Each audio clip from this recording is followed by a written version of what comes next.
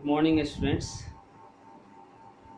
आज हम क्लास से 1 के बच्चों को पढ़ाएंगे हर्ष उ की मात्रा। ये चैप्टर नंबर 5 है, हर्ष उ की मात्रा। इसमें हम लोग जो है कुछ बातें पढ़ चुके हैं, जैसे कि जो पेज 33 नंबर पेज में है, इन सारे शब्दों को हम लोग पढ़ चुके हैं।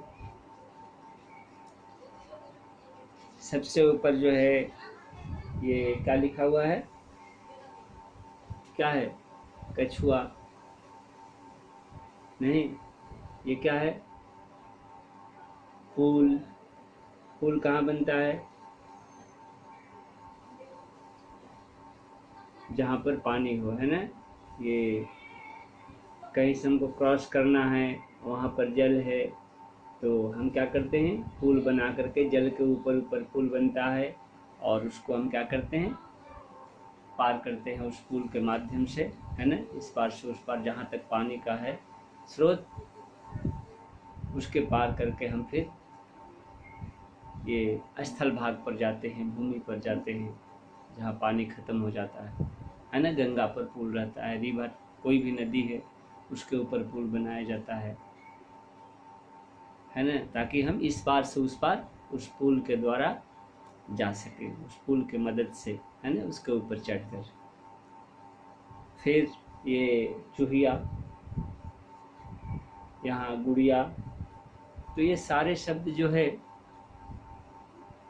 अभी अभी जिन शब्दों की चर्चा हुई हम लोग पढ़ चुके हैं, और इसमें हम क्या पाते हैं? इन शब्दों में क्या पा रहे हैं कि सारे शब्द में हर्षुकार की मात्रा का प्रयोग हुआ है।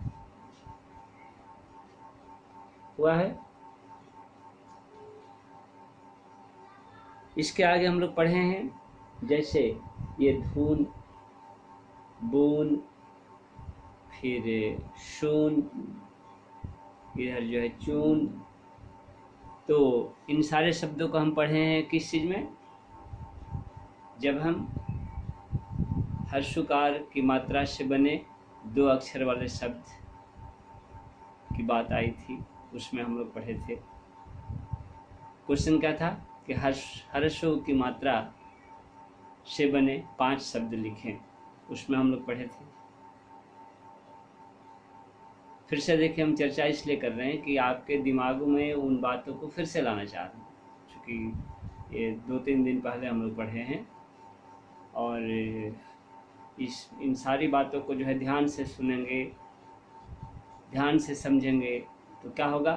आपको जो है लिखने में आसानी होगी, याद करने में, लर्न करने में, मन में रखने में आसानी होगी। इसलिए ध्यान से इन बातों को सुने। तो हम लोग 2 अक्षर से बने शब्द में पढ़े थे इसको। ये 2 अक्षर बोलते हैं और 2 अक्षर से बने शब्द बोला जा रहा है, यानी 2 अक्षर मिलते हैं, मिल करके क्या किया जाता है? एक शब्द बनाया जाता है, धून। तो धून में जो है क्या है? 2 अक्षर मिल रहा है। कैसे अक्षर है? एक बार मैं शुरू से आपको बता रहा हूँ, है ना। देखिए, ये आप सभी छात्र ध्यान से देखें, हर्षु की मात्रा चैप्टर। तो जैसे है ये धून शब्द, क्या है? धून। धून में हम क्या पा रहे हैं? यह क्या है? एक शब्द है। यह क्या है? एक शब्द है। और यह शब्द जो है 2 अक्षरों के मेल से बना है। वे 2 अक्षर क्या क्या है? तो एक जो है धा में हर्षुकार धू है, और दूसरा जो है न है। नहीं तो क्वेश्चन क्या लिखे थे हम लोग लिखे थे कि 2 अक्षरों से बने 5 शब्द लिखे। एक शब्द दिया गया था, क्या? धून। ये एक शब्द हुआ। ये कैसे बना है? तो 2 अक्षर के मेल से बना है। 2 अक्षर का क्या है? तो एक धू अक्षर है, दूसरा न अक्षर है। ये 2 अक्षर हो गया ना। एक अक्षर ये हुआ, एक अक्षर ये, और ये दूसरा अक्षर, ये दोनों अक्षर मिल करके क्या बन गए, धू और ना, ये धून शब्द बने। फिर उसी तरह से लिया गया था क्या, बून शब्द। बून शब्द किससे किससे बना है, दो अक्षर, आपका ये बू है और प्लस ये ना है ना। ये एक अक्षर है, ये दूसरा अक्षर है, दोनों अक्षर मिल करके क्या बन गया, ये बून। यही पढ़े थे ना हम लोग।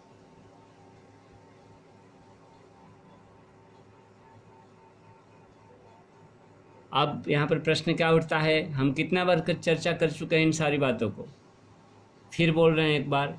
जैसे धून शब्द है, तो धून शब्द का मीनिंग क्या हुआ, धून शब्द का मीनिंग ये होता है कि जैसे क्या कहा जाएगा, सेंटेंस आप देखिए, वाक्य देखिए,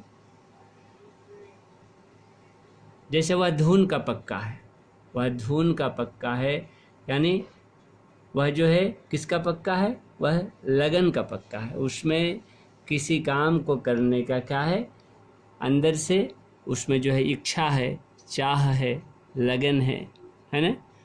तो अगर ऐसी बात है, किसी के मन में बहुत ही दृढ़ इच्छा रहती है मन में किसी काम को करने के लिए, है ना। जैसे आपके मन में क्या रहती है, कैसा काम करने की, जिस चीज़ में आपको मन लगता है, जैसे आपको ड्राइंग में मन लगता है, ठीक है, या आपको संगीत में मन लगता है, या आपको जो है जिस भी कार्य में बहुत मन लगता है, ज़ोर से बहुत ज़्यादा दिल लगता है, तो उस काम को करने में क्या होती है, आप ज़्यादा दिलचस्पी लेते हैं, ज़्यादा इच्छा रखते हैं, और उस कार्य के लिए क्या करते हैं, अब ज़्यादा से ज़्यादा समय देते हैं, जितना हो सकता है, क्योंकि आपका उस काम में मन लगता है। आप ये नहीं देखते हैं कितना समय हो रहा है, कितना घंटा हमने ऐसा किया, क्यों, क्योंकि आपको जो है उस कार्य में, उस काम में मन लगता है। तो यहाँ पर क्या कहा जाएगा कि ड्राइंग करने में क्या होता है, यह बहुत ही दिलचस्पी रखता है, मन लगाता है ये बच्चा, और इसको जो है जब ड्राइंग करता है तो इसको ड्राइंग करने की धुन सवार हो जाती है। किसी को सब्जेक्ट जो है कोई बहुत अच्छा होता है, जैसे किसी को मैथ्स अच्छा होता है, किसी को जो है हिंदी अच्छी लगती है, किसी को जो है अंग्रेजी अच्छी लगती है, किसी को जीके अच्छा लगता है, तो उस सब्जेक्ट को ज़्यादा पढ़ता है। वो ये नहीं देखता है कितना घंटा में पढ़ रहा, कब से पढ़ रहा। इसका मतलब क्या है, उस सब्जेक्ट के प्रति क्या है, उसके दिमाग में एक धुन रहती है कि मैं इसको पढ़ूंगा। जब भी उससे पूछा जाए कि अच्छा तुम कौन सब्जेक्ट पढ़ना चाहते हो, अपने मन से वह बच्चा क्या बताता है, वही सब्जेक्ट बताना चाहता है जो वह पढ़ने में इंटरेस्ट रखता है, जो उसे अच्छा लगता है, उसी सब्जेक्ट का नाम रखता है। इसका मतलब उस सब्जेक्ट को पढ़ने में उसको धुन सवार होती है ना, क्योंकि वह उसकी इच्छा होती है, उसकी चाह होती है कि मैं इसे पढ़ूंगा। ये धुन आपका हुआ, धुन मतलब लगन, है ना। फिर ये बून, बून क्या हम बोले थे, बून का मतलब जो होता है, बून शब्द जो है बुनना होता है ना। जैसे स्वेटर को बुनना होता है ना, स्वेटर बनाना, स्वेटर जो है कौन घर में कोई बनाता है तो उसको क्या कहेंगे, स्वेटर को बुना जाता है ना, किसके सहारे, ऊन के सहारे, ठीक है। उसी तरह से था सुन, सुन से सुनना हुआ, सुन शब्द से क्या हुआ, हियरिंग, हियर करना। सुन, सुन कैसे बनता है, तहा सहर सुकार प्लस न, ये क्या हो गया, सुन। नहीं, अब आप बोलिएगा कि ये सब तो सर पढ़ा चुके हैं, फिर क्यों इसको बता रहे हैं। नहीं, हो सकता है ऐसा मन में आए बात बच्चों को कि ये तो सर आप कितना पहले पढ़ा चुके हैं, क्यों बता रहे हैं।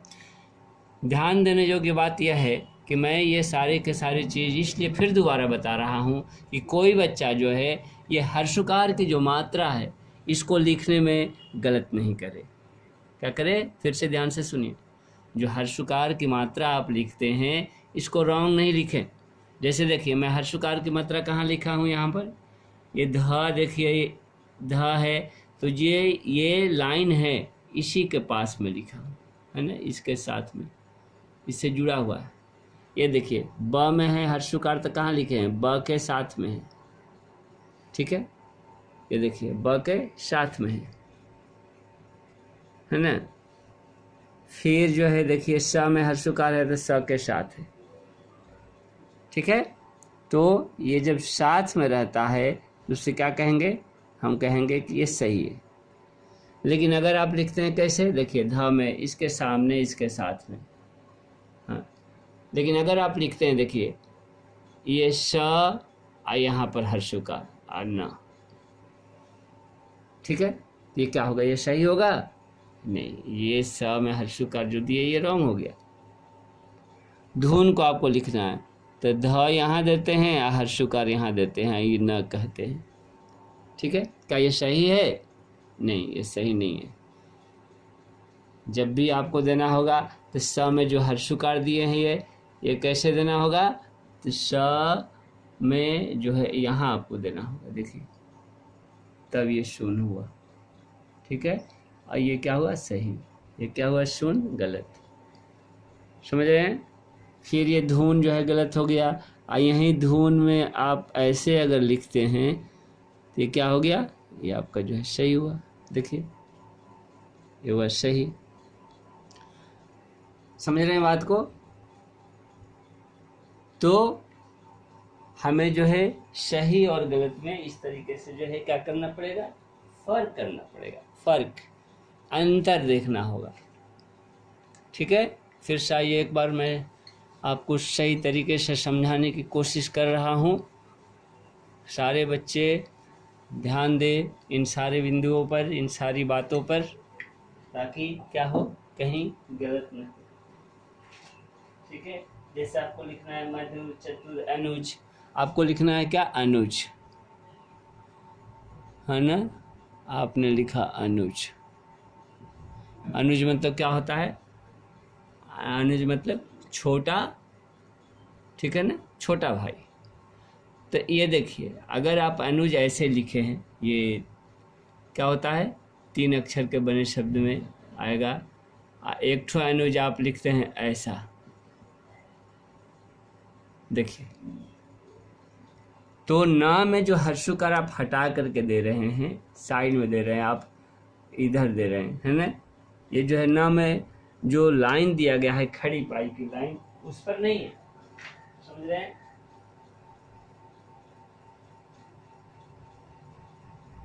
तो जो हर्षुकार की मात्रा होती है, कहने का मेरा मतलब क्या है कि हर्षुकार की जो मात्रा होती है ना, वह कहाँ लगती है, जो खड़ी पाई है उससे जुड़ी हुई होती है, ठीक है,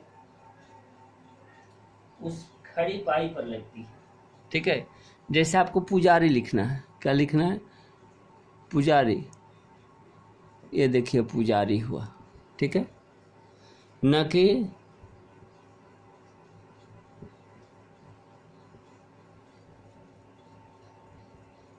ठीक है। और देखिए और क्या होता है, जैसे आपको लिखना है मधु,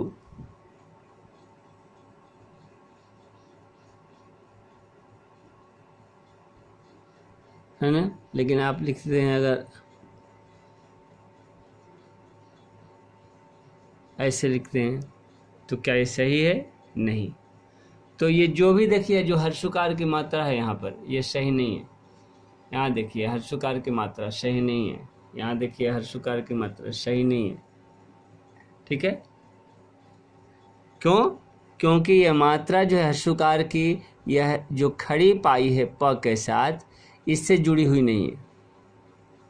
यह जो मात्रा है न, जो खड़ी पाई है इसके साथ नहीं जुड़ी हुई है, या तो इधर है या ये देखिए यह इसके इधर है, इसलिए क्या है, गलत हो गया, ठीक है। लेकिन यहाँ पर देखिए मधु, इसमें इसके साथ जुड़ा हुआ है, ध के साथ, इसलिए क्या है, ये सही है। ये देखिए प के साथ जुड़ा हुआ है, इसलिए ये सही है। यहाँ पर न के साथ, जो न में खड़ी पाई है इसके साथ जुड़ा हुआ है, इसलिए सही है, ठीक है। फिर इसी के साथ देखिए एक बार, जैसे हम रूप लिखते हैं, तो रूप में र में खासकर ध्यान दीजिए कि हर्षुकार ऐसे रहता है, ठीक है। अगर र में हर्षुकार ऐसे आप लिखेंगे, अगर आप यहाँ पर दे दिए ऐसे, तो ये गलत हो गया। स्पेशली र के लिए हम बता रहे हैं, ठीक है। तो इसमें जो है खड़ी पाई है, जो लाइन दिया गया इसके साथ नहीं जुड़ा रहता है हर्षुकार, है ना। इसके साथ कहाँ रहता है, तो बीच में। देखिए ध्यान दीजिए यहाँ, ठीक है। समझ रहे हैं बात को।